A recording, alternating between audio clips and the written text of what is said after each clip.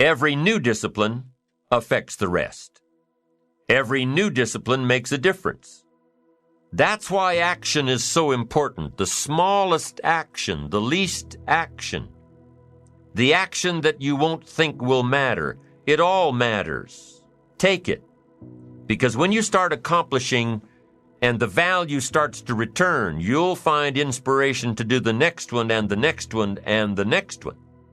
But for this whole process to work for us, we must first master the art of discipline, self-discipline, consistent self-discipline. It doesn't really matter how smart you are or how much you know if you don't use it. It doesn't really matter that you graduated magna cum laude if you're stuck in a low-paying job. It doesn't really matter if you attended every seminar that comes to town if you don't apply what you've learned. Better than knowledge is applied knowledge. And once we've applied our knowledge, we must study the results of that process. Apply our knowledge, study the results. Refine our approach. Finally, by trying and observing and refining and trying again, our knowledge will inevitably produce worthy results, admirable results. And with the joy and results of our efforts, we continue to apply, to learn, to observe, to fuel our ambition with the positive reinforcement of continued progress. Pretty soon, we'll find that we're swept into a spiral of achievement, a vertical rise to success. It takes consistent self-discipline to master the art of setting goals, to master the art of time management, to master the art of leadership, to master the art of parenting and relationships. If we don't make consistent self-discipline part of our daily lives, the results we seek will be sporadic and elusive. It takes a consistent effort to truly manage our valuable time, or we'll be consistently frustrated. Our time will be eaten up by others whose demands are stronger than our own. It takes discipline to conquer the nagging voices in our minds. The fear of failure, the fear of success, the fear of poverty, the fear of a broken heart. It takes discipline to keep trying when that nagging voice within us brings up the possibility of failure. It takes discipline to admit our errors and recognize our limitations. The voice of the human ego speaks to all of us. Sometimes the voice of ego says that we should magnify our value beyond our results. It leads us to exaggerate, to not be totally honest. It takes discipline to be totally honest, both with ourselves and with others. It takes discipline to change a habit, because habits are formed a little bit each day, every day, every day. Once habits are formed, they act like a giant cable. They act like a nearly unbreakable instinct that only long-term disciplined activity can change. You just got to go home and make a list after today. And here's the question to ask as you make this personal list. What am I not doing that would be easy to do, that could greatly change my health, my wealth? What am I not doing I'm neglecting that would be easy to do? Just go home and answer that question personally. You don't have to put the answers on a public bulletin board. This is just all personal stuff. But here's how you get a miracle going for your life. Number one, do what you can. Get a list of the stuff you could do and you haven't done, postponed, and start cleaning that up. You can't start at a better place for personal change. It'll affect your bank account, affect your future, affect your income, affect everything. You can't start a better life change process than cleaning up what you should be doing. The man says, well, my mother lives down in Florida. Should have written her 6 months ago. I just can't seem to get that letter written. I'm asking you to get that letter written, clean that up, and don't walk like other people walk. Don't postpone like other people postpone. You say, well, is it as simple as writing a letter? And the answer is yes. Where else would you start for life change, personal change? Now, here's the second part of the miracle. Number one is do what you can. Here's number two, do the best you can. If that's not your philosophy, I would ask you to amend it. Let me give you the best of ancient script. Here's what it says. Whatever your hands find to do, do it with all your might, do it with all your strength, and do it with all your power. What a good philosophy. That kind of philosophy will revolutionize your life if you haven't picked it up lately. Guy slips in late, company doesn't seem to mind, slips out early, first one in the parking lot, heading for happy hour. Stretches his break, comes early for lunch, late back from lunch, company doesn't seem to notice. Guy says, best as I can calculate, I'm putting in about a half a day's work and I'm collecting a full day's pay. Little does he know the seeds of his own disaster are already being sown by the weakness of his own personal philosophy. It's not the economy that's going to determine your next 6 years. It's your philosophy about labor and about activity and about miracle and soil and seed and sunshine and rain and the economy and the banks and the money and the companies and the schools and what's going on. It's your philosophy and your attitude and then your ability to take action. All of that we call the process of life change, miracle working. Consistent self-discipline. Set up a discipline when the emotions are high and the idea is strong and clear and powerful. That's the time to set up the discipline. Somebody talks about good health and you're stern. Say, right, I need to get a book on nutrition. Get the book before the idea passes and before the emotion gets cold. Go for the book. Start the library. Start the process. Fall on the floor. Do some push-ups. Action. Got to take action. Otherwise, the wisdom is wasted. Otherwise, the emotion soon passes. Unless you put it into a disciplined activity. Capture. Disciplines is called how to capture the emotion and how to capture the wisdom and translate it into equity. You start walking around the block, it'll inspire you to get an apple. Get an apple, it'll inspire you to get a book. Get a book, it'll inspire you to get a journal. Get a journal, it'll inspire you to grow, develop some skills. All disciplines affect each other. Every lack affects the rest. Every new affects the rest. The key is to diminish the lack and set up the new. And you've started a whole new life process. Also, one more thought on discipline. Here's the greatest value of discipline. Self-worth. Self-esteem. People are teaching self-esteem these days, but they don't connect it to discipline. The least lack of discipline, and it starts to erode our psyche. One of the greatest temptations is to just ease up a little bit. Right? The slightest lack of doing your best starts to erode the psyche. Instead of doing your best, doing just a little less than your best. Sure enough. You say, well, it's just going to affect my sales. No, it's going to affect your consciousness. It's going to affect your philosophy. Now you've begun in the slightest way to affect your own philosophy. Here's the problem with the least neglect. Neglect starts as an infection. And if you don't take care of it, it becomes a disease. And one neglect leads to another. And the worst of all, when neglect starts, it diminishes our self-worth, our self-confidence, our self-value. You say, well, how can I get back my self-respect? I'm telling you, you don't have to go to 29 classes.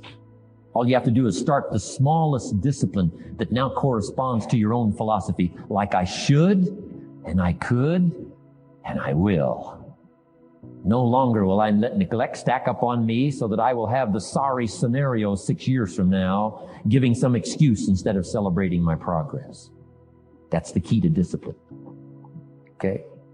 Let's get kids involved in the least of disciplines. One more, and then another one, and then another one, and then some more. And the first thing you know, you're starting to weave the tapestry of a disciplined life into which you can pour more wisdom and more attitude and more strong feeling, more faith and more courage. Now you've got something, a vessel in which to put it. And now the equities start to flow. And the early return, I'm telling you, if you'll start this process, the early return will have you so excited. You'll commit yourself to this strategy for the rest of your life. You'll never go back to the old ways. Join a new crowd. Join a new group. The disciplines to do it. Take action. Now here's the other side of discipline. If there's considerable time that passes between the moment of awareness and the time of our implementation, then that is called procrastination. Procrastination. Doing it tomorrow instead of today. Procrastination. An almost exact opposite of discipline. The voice within us says, get it done. Discipline then says, do it now. Do it to the best of your ability, today, tomorrow, and always, until finally the worthy deed becomes instinctive. Procrastination says later, tomorrow, whenever I get a chance. Procrastination also says do what is necessary to get by or to impress others. Do what you can, but not what you must. In every circumstance we face, we are constantly presented with these two choices. Do it now or do it later. Discipline and procrastination. A choice between a disciplined existence bearing the fruit of achievement and contentment, or procrastination, the easy life for which the future will bear no fruit, only the bare branches of mediocrity. The rewards of a disciplined life are great, but they're often delayed until some time in the future. The rewards for the lack of discipline are immediate, but they are minor in comparison to the immeasurable rewards of consistent self-discipline. An immediate reward for lack of discipline is a fun day at the beach. A future reward of discipline is owning the beach. For most, we choose today's pleasure rather than tomorrow's fortune. So how can you get rid of the easy distractions? How can you keep your mind on what you're trying to do? How can you keep an attitude of doing it all and doing it now? How can you make the choice of discipline over procrastination? How can you stay focused on your ambitions? How can you avoid conversations at the water cooler? You can keep your focus on your work. You can get it done today instead of tomorrow. You've got to really work on your consistent self-discipline on a daily basis, or you'll find yourself distracted. Distracted by negative thoughts, distracted by negative people, distracted by water cooler chatter, and pretty soon, depending on the type of people you've associated with, distracted by your doubts within yourself. Never underestimate the power of influence and associations, and never underestimate the power of your own consistent self-discipline. Now let's take a closer look at discipline, at the 3 steps to becoming disciplined. First, true discipline is not the easiest option. Most people would rather sleep until 10 o'clock than get up at 6. It's easier to go to bed late, sleep late, show up late, leave early. It's easier not to read. It's easier to turn on the television than to open a book. It's easier to do just enough than to do it all. Waiting is always easier than acting. Trying is always easier than doing. Imagine what life would be like if we didn't have to make our bed in the morning, or keep our garage clean, or pay our taxes, or show up for work tomorrow. Wouldn't it be fascinating if we didn't have to do these things? Wouldn't it be fascinating? What do you suppose would become of us? You're right. Not much. For whatever the reason, the system we live in and contribute to is designed to make the easiest things in life the most unprofitable. Profitable seems to be the most difficult. Our world is and always will be a constant battle between the life of ease and its momentary rewards and a life of discipline and its far more significant rewards. Each has its own price, the price of discipline or the price of regret. The second lesson of discipline is that it's a full-time activity. And we've said that the best form of discipline is consistent self-discipline. You see, the discipline that it takes to make your bed every day is the same discipline necessary for success in the world of business. The discipline to organize your garage is the same discipline to organize your business. All disciplines carry through to affect all parts of our lives. If we're disciplined in just one area and lazy in another, guess what? Pretty soon, the lazy side will creep in and destroy the disciplined side. The bad habits in one area of our life will eventually destroy our self-discipline in the areas we've been working on. Consistency cannot be inconsistent. Discipline is the mind being trained to control our lives. Discipline is a set of standards which we've selected as a personal code of conduct.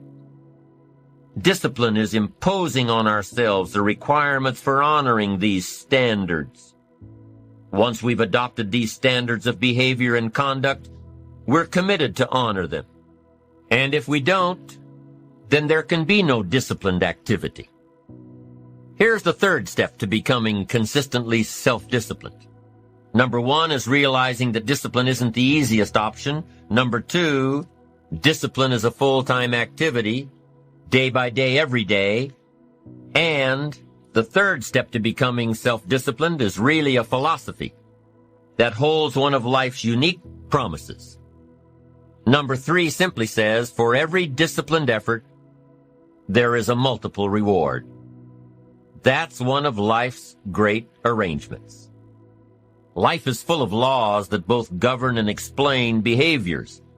But this may well be the major law we need to understand.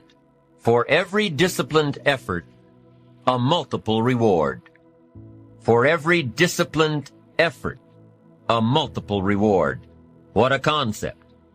If you render unique service, your reward will be multiplied. If you're fair and honest and patient with others, your reward will be multiplied. If you give more than you expect to receive, your reward is more than you expect. But remember, the key word here, as you might well imagine, is discipline. Everything of value requires care and attention. Everything of value requires discipline. Children require discipline. They must have a structure built for them. They must have boundaries to work within so they feel secure and comfortable to explore and grow.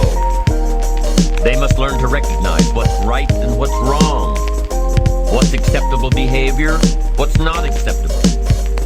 Children require unwavering discipline, consistent discipline, or they'll be confused as to how they're supposed to behave.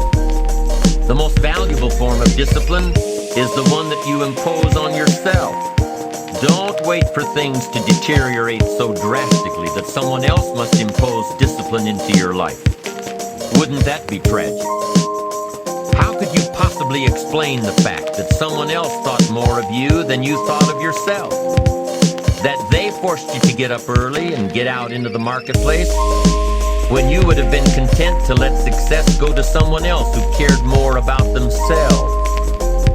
Your life, my life, the life of each one of us is going to serve as either a warning or an example. In the end, it is your own discipline that acts as the magic catalyst to give substance and depth to your ambition, to achieve your own plans and dreams, to have what you want to have, and to become what you want to become.